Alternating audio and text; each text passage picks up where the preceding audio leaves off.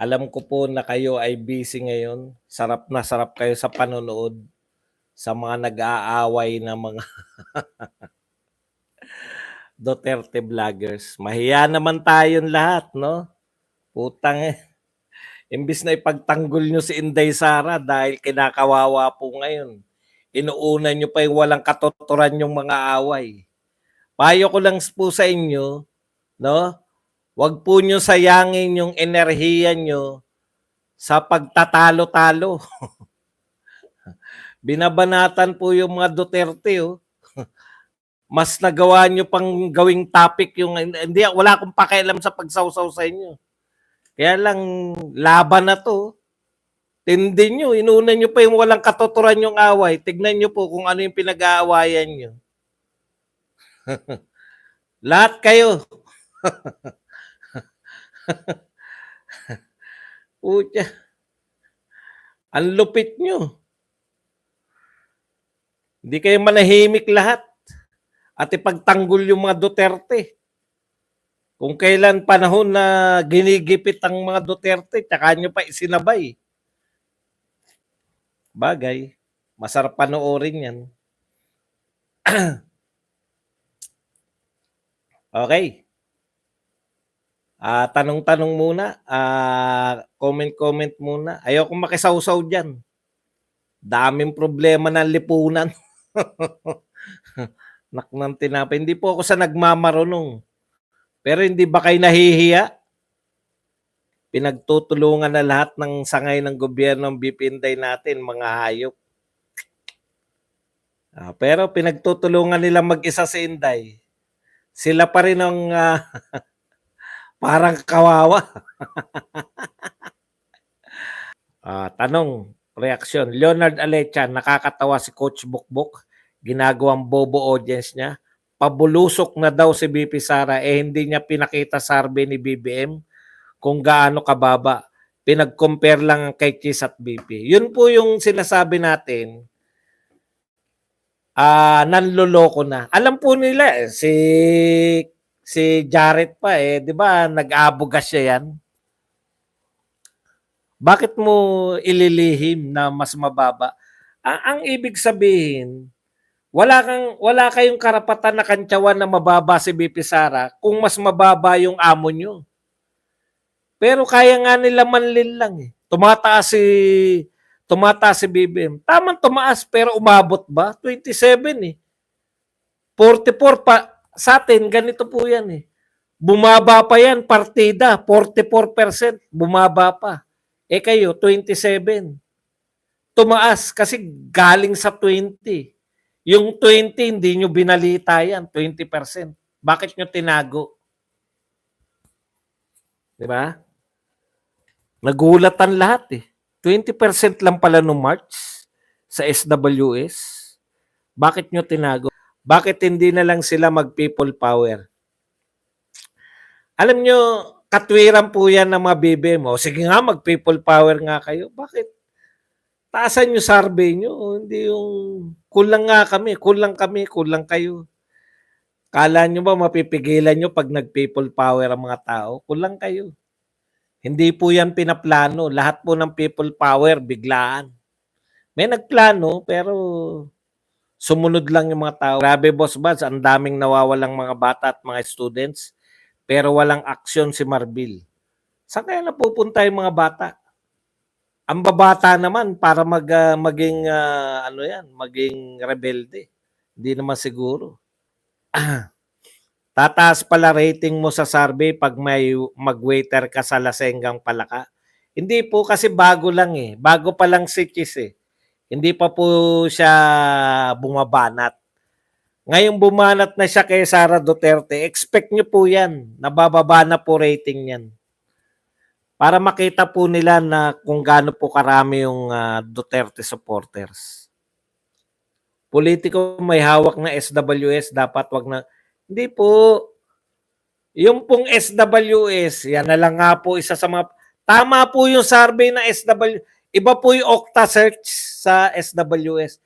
SWS po tama. Yung pagpe-present lang ng sablay. Pine-present po ng mga followers ni BBM na parang ang taas-taas niya, eh. Yan po yun. Bukta research para nag-umpisa yan ng pandemic, pinapatakbo ng mga doktor. Yun na nga, eh. Alam ko pandemic lang yan, paano kayo napunta sa politika, eh. Kinumpara kasi nila satisfaction rating ni Bangag at net satisfaction ni BP. Correct? No? Ang layo ng comparison, eh. Satisfaction rating, eh mas mataas si BP Sara dun, eh. Yung minenos na yung dissatisfaction. Ganun po yun. Lumalakas ang loob ng mga adik ngayon dahil kay BBM. Pwede, di ba? Pwede. Pucha, siyempre yung perception ng tao hanggat hindi napapatunayan na siya ay walang hindi addictionist. Kasi ang dami nagbibintang, eh. Hindi naman nila pinabubulaanan si Kati Binag. Hindi nila mapabulaanan, eh. Totoo po, mas lumalakas loob ulit ng mga kawatan, adik, pusher, siga at kriminal. Ngayon, very opposite na nangyayari. Takot kasing kriminal kay Duterte. Sir Bad, sa barangay ako nag-work. Grabe nakawan ng motor sa panahon ngayon. Cheese slayer. Alam nyo na, di ba? Madaling nakawin, madaling ibenta. Bakit kinakailangan magnakaw? Alam nyo na. Karamihan niya natukoy na yan dati sa pag-aaral, eh. Kaya bumaba yung krimen ng mga nakawan, mga rape. Kasi nga, bawas adik, eh. Kung ma-impeach si Sara, sino may kumpas nito, Boss Buds? Eh, para namang hindi nyo pa itatanong nyo pa ba yan? Kaya lang, lalaban tayo. May pakawala dyan sa mga nag-aaway, pasimple lang sila. Tandaan nyo po, pag yan nagpabisto, isusumpa natin yung mga yan. Mga yan. Yan, dami nagyayari, boss. Sasabihin ng mga pro-BBM, the best president. Malalakas tayo, hindi tayo nagsabi na the best president, no? Ramdam natin, eh. Hindi na kinakailangan sabihin, ramdam namin. Eh kayo, kinakailangan, the best president. Yung LDS boss, lahat inaaway DDS vlogger na paghalata. Ang mga teros nag-aaway, kay Kuya Badong na lang tayo. Ang dating daan, ang may-ari na UNTV idol. Yan. Ganun ba? Meron dyan yung congressman ng San Jose, ang isa sa mga tumitira ngayon kay BP Sara. Cheese slayer. Boss Bats, ano sa tingin mo, bakit hindi kumilos ang ibang religious group? Hindi po talaga sila. Hindi po natin inasahan yung ibang religious group. Dati naman po sila hindi sumasama sa politika. Ito kasing kaya ko po ini-stress yung reliyon ng yung Katoliko. Kasi yung Katoliko traditionally, 'di ba, palangal sila, eh. Naghumili pa yan pag mga hindi porsyonado yung mga ginagawa ng gobyerno. Katoliko dating maingay, ngayon naman sobrang tahimik na paghalata. Pansinin nyo po, ako hindi ko alam, hindi ako nanonood dyan sa mga yan, eh. Basta nagke-create ng gulo, tapos hindi bumabanat sa mga Marcos, alam nyo na. Pero, siyempre, pag sinasabi ng Duterte sila, pero tignan nyo kung hindi bumabanat, kasi obvious naman. Huwag kayo mag-create ng gulo, tigilan nyo yan, hindi kayo paghinalaan. Political topic sa homily nila pag merong gustong tirahin. Correct. Sir Silyamas, political analyst daw, ang galing mag-twist pati pag alis ni BP, papuntang Germany, umiska po daw dahil sa bagyo. Ibig sabihin, nagpaalam si BP kung ilang linggo before, no? Naporsi niya. Tinignan niya kailan darating ang bagyo, doon ako. Kasi ang pagkakalam ko, doon sa araw na siya ay nagpaalam, doon po siya umalis. Ang galing naman ni BP, dapat pala binigay sa kanya pag-asa kasi alam niya, eh. Ilang buwan pa dumating yung bagyo, alam niya na may darating na bagyo. Maraming mga AFP official na tumanggi sa suhol para bawiin ang suporta kay BP Sara ayon kay Attorney Trixie. Sila pa rin ang mananalo sa election, lakas na smart magic nila. Hindi po ako naniniwala dyan. Huwag po kayo maniwala. Yan po, para hindi tayo bumoto. Kailan po natalo yung mga Duterte? Hindi pa po, di ba? O bakit hindi dinadaya? Sila yung malakas. Yun yung sinasabi ko sa inyo. Bakit silang hindi dinadaya? Boss Buds, kaya nagalit ang Bisdakeros kasi iniban-ibanat ba yung post ni Bisdak sa FB. Unahin nyo na KOJC, susunod kami. Iniban-ibanat ba yung ginawa niyang unahin nyo na ang KOJC, susunod kami. Ayun. Yun nga po. Ano nga po yun? May expose po riyan. May expose po dyan. Huwag po kayo mag-alala. Pag may bumaliktad po dyan, tirahin natin. Hanggang ngayon, kasi sa kanila yun no? Halimbawa po, halimbawa po, alam nyo na may gustong-gusto ng bumaliktad. Pero naghanap lang ng katwiran para makabaliktad. Titirahin pa rin natin yan. Tingin nila sa mga Duterte supporters, bobo. Pero kung Duterte sila, wala tayong problema diyan. Baka naman nagkakagalit talaga sila boss, hindi ba double reduction yung survey ni BP Sara kasi ginawa na nila yung kay PRRD noon, yung net rating na may distrust na may minus pa yung distrust sa total rating. Hindi naman. Okay naman, mataas po. Mataas po si BP Sara. Ang katotohanan, siya po pinakamataas na satisfaction rating. Kaya po mas mataas sa net si Chis Escudero. Bago pa lang yan eh.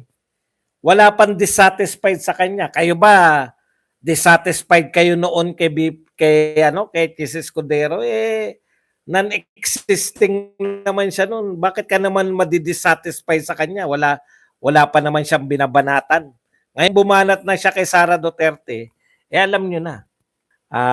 Mali lang ang intindi ni Banat Bay. Kasi ang ating Bisaya accent, iba wala po ako. Ano ngayon kung mali silang pag-intindi, bakit nila babanatan?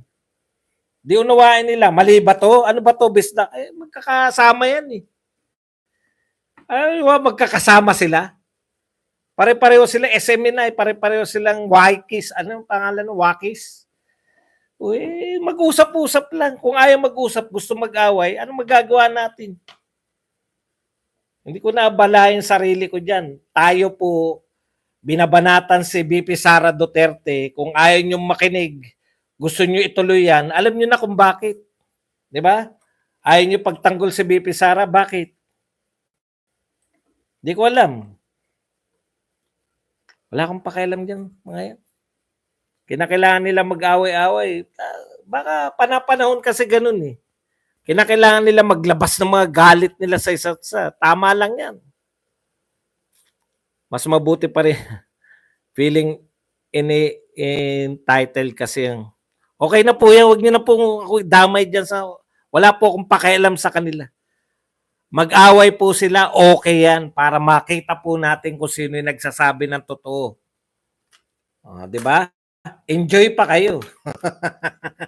Di ba nakaka-enjoy yan? Nag-aaway-away. Enjoy po yan. Enjoy nyo lang po. Enjoy the ride.